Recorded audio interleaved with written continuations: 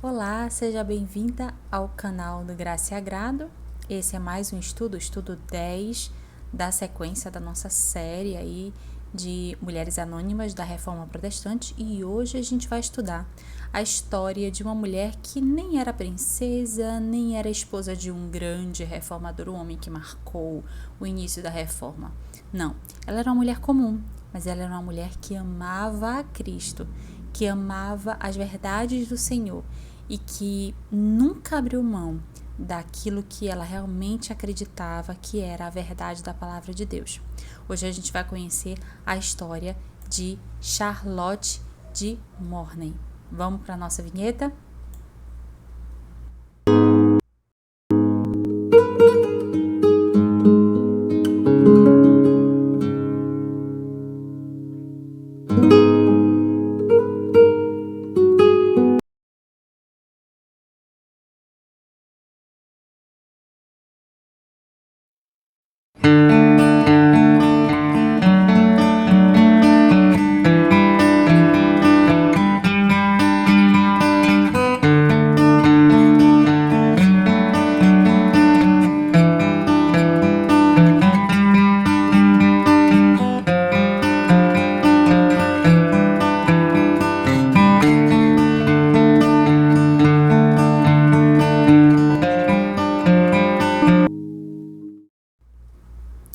Muito bem, a gente está então na live 10 e hoje a gente vai falar sobre a Charlotte de Mornay, a mulher que a gente vai se referir.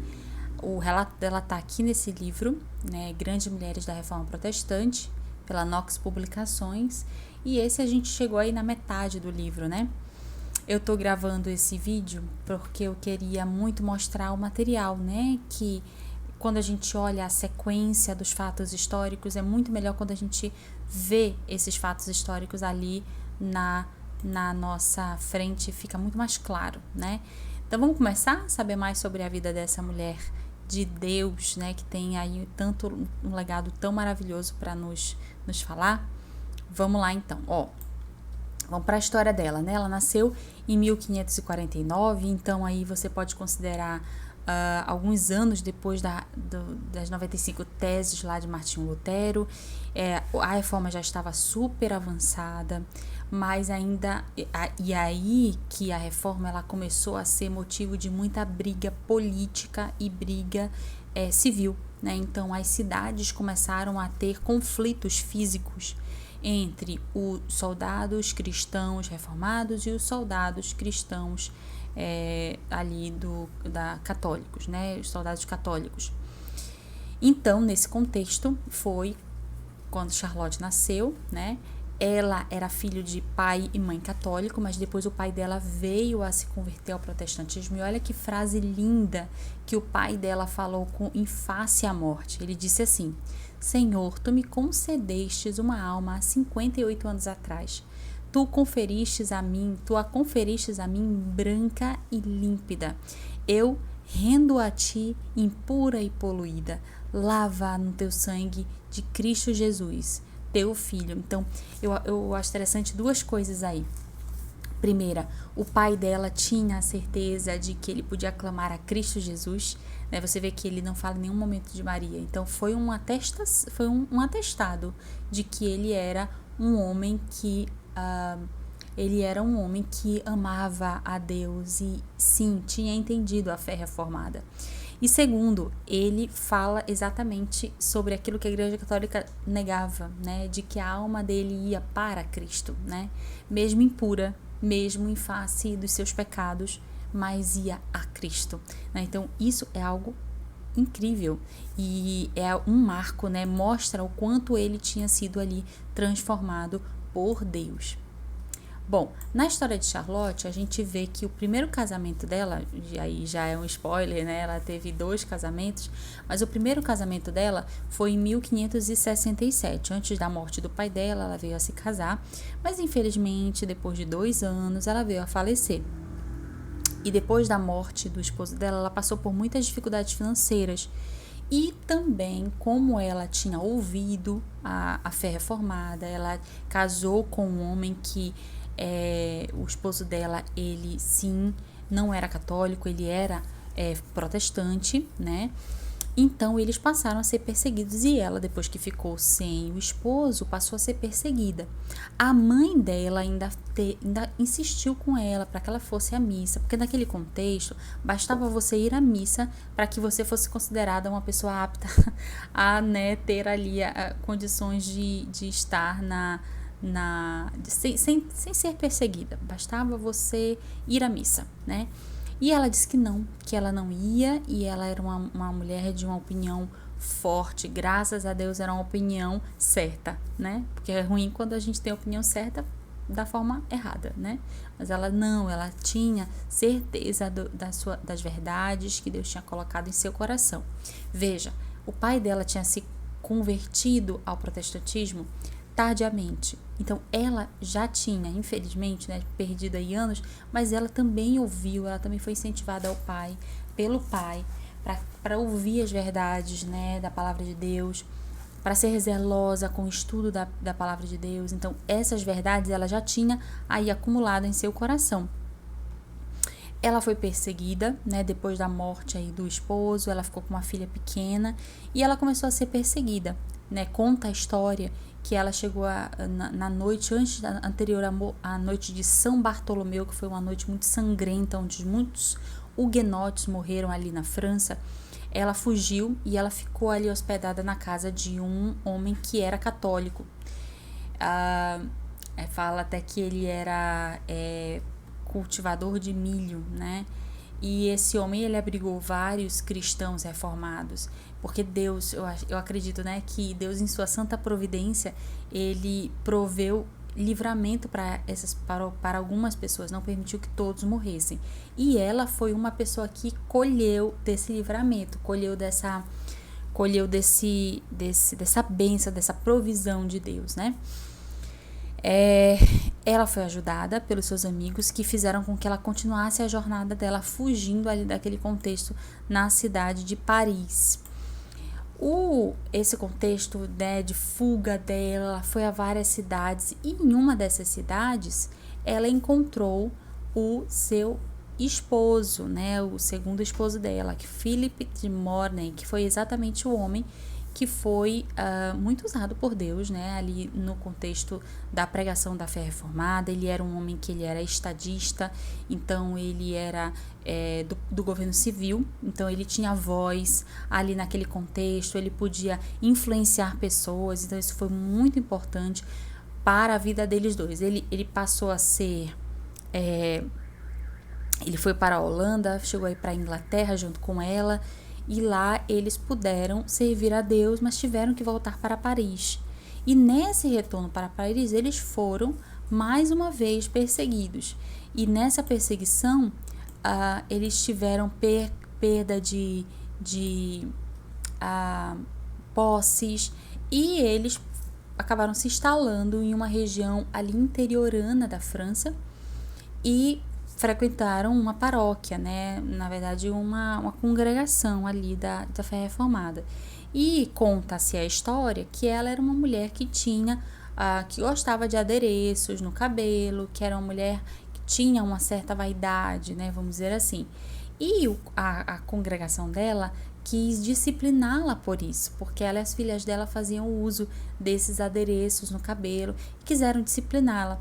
Foi quando o esposo dela, né, escreveu cartas, né, aos superiores e pediu para que fosse revogada essa situação, para que fosse revista a situação dela e das filhas, para que isso não fosse motivo de que ela não ceasse, não participasse da ceia do Senhor. Segundo essas pessoas que falavam contrário a ela, o texto bíblico que fazia com que eles pensassem dessa forma eram os textos, a interpretação deles de 1 Timóteo e de 1 Pedro, quando fala sobre o frisado da mulher, que a mulher não deveria se preocupar com essas questões, mas eles foram, né, pela exegese, pelo estudo da palavra de Deus, foram mostrando que o apóstolo Paulo e o apóstolo Pedro não se referiam no sentido que eles estavam se referindo, não estavam punindo as mulheres ou indicando que as mulheres fossem punidas ou fossem separadas da ceia do Senhor por causa daquele comportamento. certo? Então, nesse contexto, elas não foram disciplinadas, a situação foi revista, elas continuaram ali.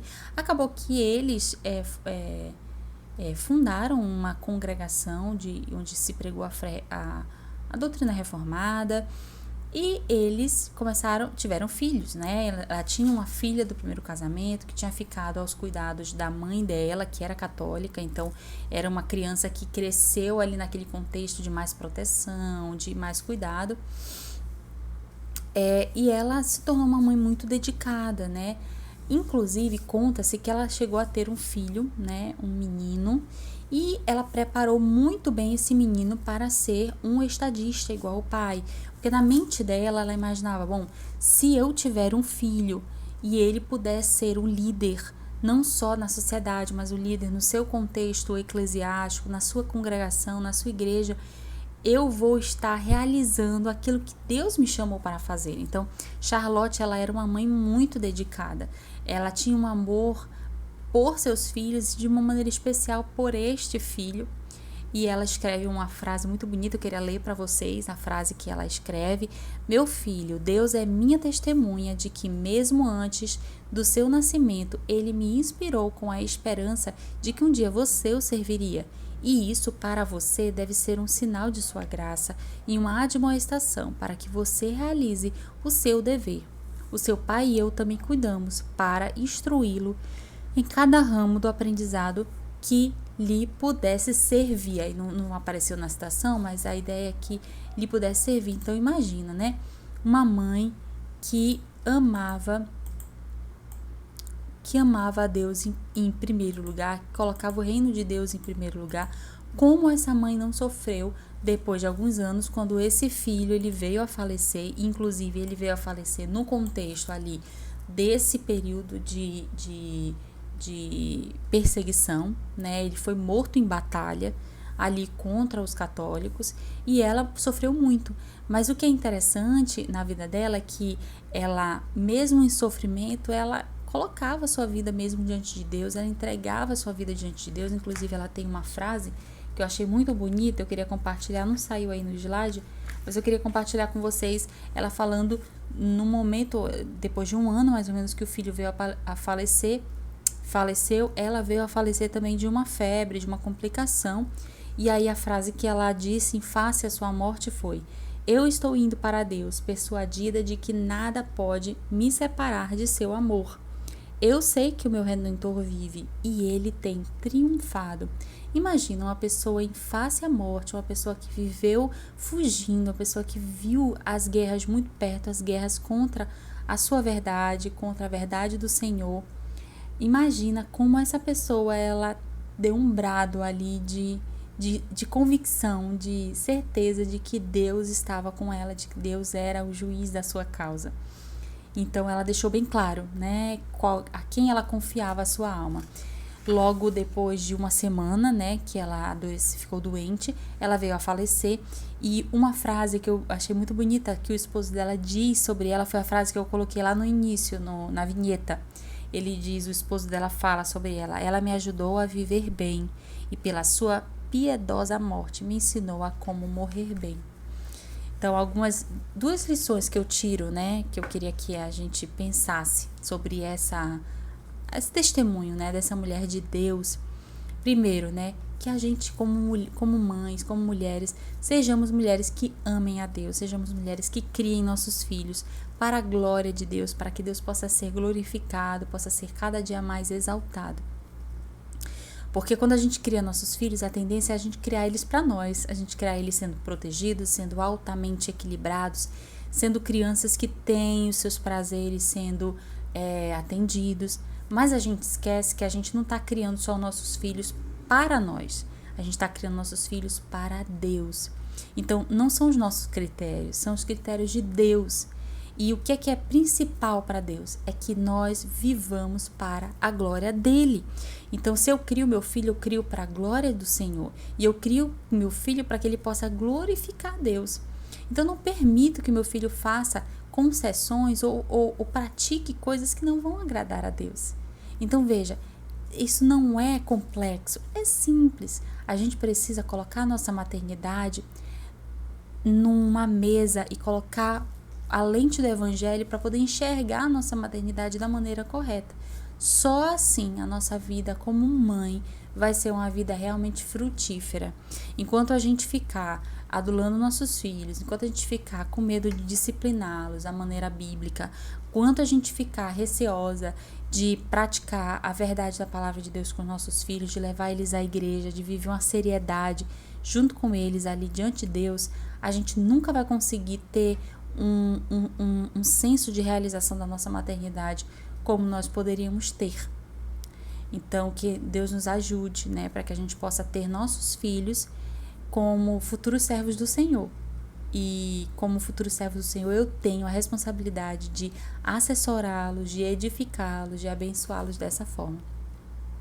E a segunda lição que eu tiro, né, que eu penso que é uma lição da vida dessa mulher, é a verdade de que a gente quer morrendo, quer vivendo, a gente vive para a glória de Deus. Você vê que no final da vida dela, a forma como ela fala, né, a forma como o marido dela fala sobre a morte dela, veja, ela me ensinou, ele fala sobre ela me ensinou enquanto ela vivia e ela me ensinou na morte dela.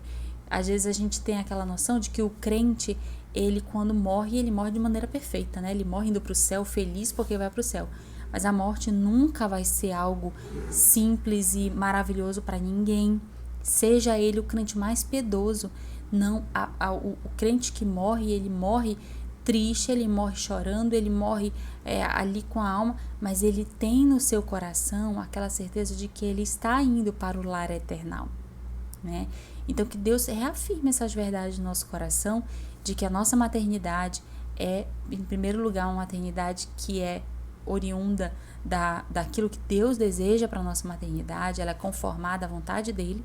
E em segundo lugar, que a nossa vida precisa ser quer vivida, quer não vivida, né, pela morte, se a gente for levado daqui, mas ela tem que ser para a glória de Deus. Que Deus nos ajude, que Deus nos abençoe, para que essas verdades possam fazer total sentido ao nosso coração e reafirmar o nosso desejo de viver e de sermos mães, né, sermos pais que vivam para a glória do Senhor. Que Deus te abençoe, minha irmã, para que Deus possa vir a te fortalecer. Vamos orar agora? Senhor, muito obrigado, Pai, pelas verdades do Senhor, pela bondade do Senhor que cuida de nós, que abençoa a nossa vida, que tem tratado o nosso coração de maneira tão singular, tão abençoadora. Continua, Senhor, operando em nós, para que a nossa maternidade seja vivida pela ótica e seja vista por nós, pela ótica do Senhor. Que a semente que temos plantado, Senhor, do Teu Evangelho, no coração dos nossos filhos, possa frutificar no devido tempo e para que os nossos filhos possam ser homens de valor para a igreja do Senhor. Que o Senhor nos ajude também a, seja em vida, seja em morte, glorificarmos a Ti, seja vivendo neste mundo, que possamos viver para a Tua glória, seja se o Senhor quiser nos levar pela morte, Senhor, que Tu, por favor, coloques em nosso coração aquelas verdades que só a Tua palavra pode assegurar, de que nós vamos morrer e vamos estar com o Senhor. Aqueles que ficam vão ser cuidados pelo Senhor. E que assim possamos ter certeza de que podemos sim passar deste mundo para o lar eternal com serenidade. Assim nós choramos, agradecidas pela Tua verdade, pelas Tuas instruções. Em nome de Jesus. Amém. Que Deus possa te abençoar, minha querida irmã. Se você foi abençoada e edificada por esse vídeo, por favor, deixa a sua reação, né? Deixa o seu like, compartilha com outras pessoas, se inscreva no nosso canal. Cada reação que você tem, cada compartilhar, cada comentário, escreve aqui para mim nos comentários de que maneira essas verdades têm edificado a sua alma, têm edificado o seu coração, como você tem sido abençoada por esses testemunhos dessas mulheres do passado, mas que são tão reais, né? Que são tão próximas da nossa realidade.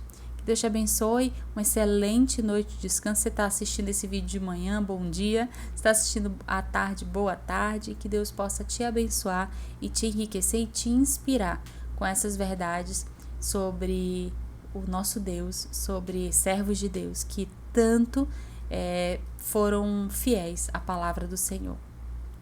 Deus te abençoe. Tchau, tchau. Até a próxima oportunidade.